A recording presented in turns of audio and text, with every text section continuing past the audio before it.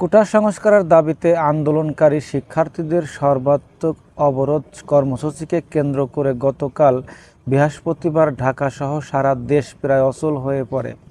রাজধানী ছাড়াও দেশের ৪৭টি জেলায় গতকাল দিনভর বিক্ষোভ, অবরোধ, পাল্টাপাল্টি ধাওয়া, পুলিশের হামলা, গুলি ও সংঘাতের ঘটনা ঘটে। এসব ঘটনায় ২৭ জন নিহত হওয়ার খবর পাওয়া গেছে। আহত হয়েছেন অন্তত ১৫০০। কোথাও কোথাও আন্দোলনকারীদের সঙ্গে আইন শৃঙ্খলা রক্ষাকারী বাহিনীর সদস্যদের, আবার কোথাও সরকারি সমর্থক বিভিন্ন সংগঠনের নেতাকর্মীদের সঙ্গেও সংঘর্ষ হয়।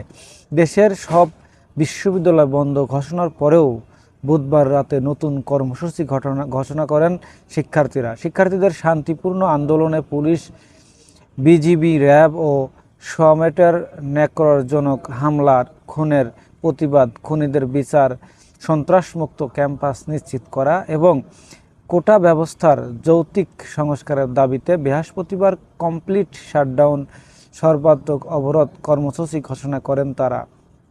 এর সমর্থনে গতকাল দলে দলে রাস্তায় নেমে আসেন শিক্ষার্থীরা।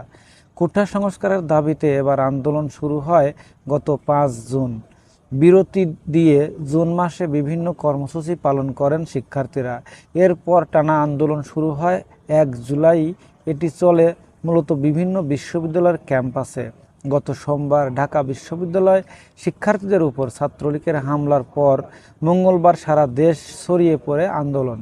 এদিকে হামলা সংঘর্ষে সারা দেশে নিহত হন ৬ জন। পরিস্থিতি নিয়ন্ত্রণে ডিজিবি মোতায়েন করা হয়। তবে বুধবার সব বিশ্ববিদ্যালয় বন্ধ ঘোষণার সিদ্ধান্ত শিক্ষার্থী মেনে নেননি।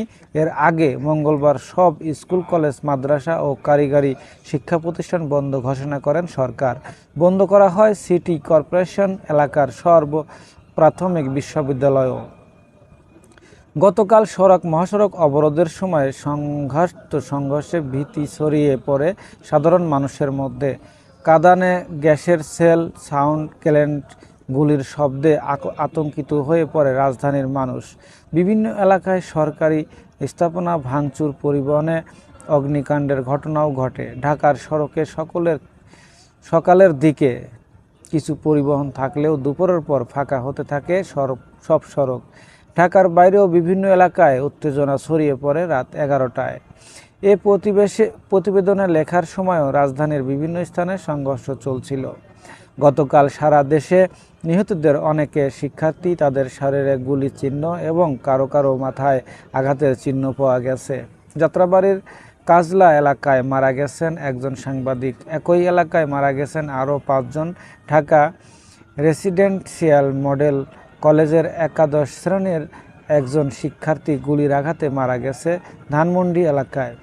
সকালে উত্তর এলাকায় ঢাকা ময়মনসিংহ সড়ক অবরোধ করতে গেলে আন্দোলনকারীদের বাধা দেয় আইনশৃঙ্খলা রক্ষাকারী বাহিনী। এরপর শুরু হয় সংঘর্ষ, যা চলে দিনভর। এতে রাজধানীর উত্তরায় ৩টি হাসপাতালে থেকে ১১ জনের মৃত্যুর খবর নিশ্চিত হওয়া গেছে। রামপুরায় একজন ও আজিমপুরে একজন মারা গেছে। এছাড়া গত বুধবার রাজধানীর দুনিয়া এলাকায় সংঘর্ষের মধ্যে মাথায় গুলিবিদ্ধ হয়ে ঢাকা মেডিকেল কলেজ হাসপাতালে ভর্তি হন ইমরান বারবুসি। চিকিৎসাধীন অবস্থায় গতকাল মারা যান তিনি। এদিকে গতকাল রাত ১১টায় ঢাকা মেডিকেল কলেজ হাসপাতাল ও রামপুরার ফরাজি হাসপাতালে আরও কয়েকজন লাশ এসেছে, তবে তাদের পরিচয় জানা যায়নি। আন্দোলনকারীদের পাশাপাশি সংঘর্ষে আহত হয়েছেন সাংবাদিক, আইনশৃঙ্খলা রক্ষাকারী বাহিনীর সদস্য, পথচারী ও সরকার সমর্থক বিভিন্ন সংগঠনের নেতাকর্মীরা। ঢাকার বাইরে সংঘর্ষে আহত হওয়ার খবর পাওয়া গেছে। ঢাকায় এই সংখ্যা ৫ শতাধিক। ১০ জেলায় শান্তিপূর্ণভাবে সড়ক অবরোধ করে বিক্ষোভ করেছেন আন্দোলনকারী শিক্ষার্থীরা। ৬ জেলায় সরকারি কার্যালয়, থানা ও আওয়ামী লীগ ও সংযোগী সংগঠনের কার্যালয়ে হামলার ঘটনা ঘটে। সংঘর্ষে ৩১ জেলায় পুলিশ, ছাত্রলীগ সহ ক্ষমতাসীনদের সঙ্গে সংঘর্ষে ১,১১১ জন আহত হয়েছে। ২৭ জনের মধ্যে ৬ জেলায় নিহত হয়েছেন ৮ জন।